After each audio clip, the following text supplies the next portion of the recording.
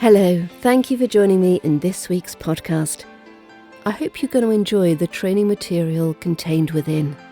Any questions? Get in touch, mail at learningbritishaccent.com. This episode is slightly different from usual. Today I'm including audio that you can find on my website or in the British Accent Bundle. You'll hear a couple of nursery rhymes. I have a collection of 50 rhymes as part of the bundle. And then there's some vocab practice that follows. The subject of the vocab is a collection of workshop tools. Listen and practice how to say each of the different tools in your RP British accent. Then I've added a vintage news article from the BBC archive, which is about the street artist Banksy. And finally, you can listen to part 1 of the Snow White fairy tale. And you can listen to 20 complete fairy tales when you join the British Accent Bundle at learningbritishAccent.com/bundle. Section 1. Jack and Jill. Jack and Jill went up the hill to fetch a pail of water. Jack fell down and broke his crown, and Jill came tumbling after. Up got Jack and home did trot, as fast as he could caper. He went to bed and bound his head with vinegar and brown paper. Mary, Mary, quite contrary. Mary, Mary, quite contrary, how does your garden grow? With silver bells and cockle shells, and pretty maids all in a row. Section 2. Today's practice vocab is workshop tools. Saw, saw. Circular saw, circular saw. Hacksaw, hacksaw. Jigsaw, jigsaw. Drill, drill. Screw, screw. Screwdriver, screwdriver. Nail, nail. Hammer, hammer. Glue, glue. Clamp, clamp.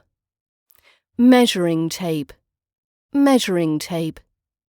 Ruler, ruler. Spirit level, spirit level. Today's practice vocab is workshop tools. File, file. Chisel, chisel. Mallet, mallet. Nut, nut. Washer, washer. Bolt, bolt. Monkey wrench, monkey wrench. Spanner, spanner. Extension cord, extension cord. Sandpaper, sandpaper. Paintbrush, paintbrush. Spade, spade. Plane, plane. Stanley knife, Stanley knife. Pliers, pliers. Stepladder, stepladder. Toolbox, toolbox. Section 3. Banksy reworks charity shop oil painting. British graffiti artist Banksy has reworked an oil painting he bought from a charity shop in New York before returning it for an auction. The renegade artist added a Nazi figure to the landscape painting, renamed The Banality of Evil. Banksy originally paid the Housing Works thrift store, which sells donated items to fund homelessness and AIDS initiatives, $50, £31 for the picture. The online auction is set to raise hundreds of thousands of dollars. Bids on auction site Bidding for Good stood at $310,200, £193,534 at 10 a.m. GMT on 31st of October, 14 hours before the auction was due to close. It could go for as high as $1 million or even higher because there's so much buzz about, said Elizabeth von Habsburg, managing director at the art appraisal firm Winston Art Group. The painting, which is currently hanging above a sofa in the front window of the shop on New York's East 23rd Street, has received mostly positive reactions according to staff. The mountain scene features a bench onto which Banksy has painted a Nazi officer admiring the view. "I'm just happy it's going to our cause regardless of the image," said Archer Brady, who works in the shop. Banksy, who has remained anonymous since appearing on the art scene in 1993, has spent October in residence in New York, unveiling a new piece of art each day as part of his Better In Than Out series. They have popped up in unexpected locations across the city, ranging from stenciled rats on a Brooklyn wall to statues of McDonald's mascot Ronald McDonald getting a shoe shine in the Bronx. Earlier this week, the artist also posted an article on his website calling the design of the World Trade Center a disaster. Bidding on this latest Banksy original began at $74,000, £46,160 on Tuesday. His artwork has previously sold for as much as $1.87 million, £1.17 million, according to Sotheby's auction house. Section 4. Snow White and the Seven Dwarfs. Once upon a time in a great castle, a prince's daughter grew up happy and contented, in spite of a jealous stepmother. She was very pretty, with blue eyes and long black hair. Her skin was delicate and fair, and so she was called Snow White. Everyone was quite sure she would become very beautiful. Though her stepmother was a wicked woman, she too was very beautiful, and the magic mirror told her this every day, whenever she asked it. "Mirror, mirror on the wall, who is the loveliest lady in the land?"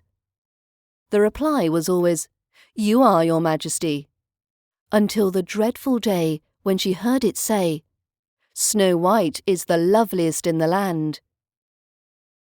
The stepmother was furious, and wild with jealousy began plotting to get rid of her rival. Calling one of her trusty servants, she bribed him with a rich reward to take Snow White into the forest far away from the castle. Then, unseen, he was to put her to death. The greedy servant, attracted to the reward, agreed to do this deed, and he led the innocent little girl away. However, when they came to the fatal spot, the man's courage failed him, and leaving Snow White sitting beside a tree, he mumbled an excuse and ran off. Snow White was all alone in the forest. Night came, but the servant did not return. Snow White, alone in the dark forest, began to cry bitterly. She thought she could feel terrible eyes spying on her, and she heard strange sounds and rustlings that made her heart thump. At last, overcome by tiredness, she fell asleep curled under a tree. Snow White slept fitfully, wakening from time to time with a start and staring into the darkness round her. Several times she thought she felt something or somebody touch her as she slept. At last dawn woke the forest to the song of the birds, and Snow White too awoke. A whole world was stirring to life, and the little girl was glad to see how silly her fears had been. However, the thick trees were like a wall round her, and as she tried to find out where she was, she came upon a path. She walked along it hopefully. On she walked till she came to a clearing.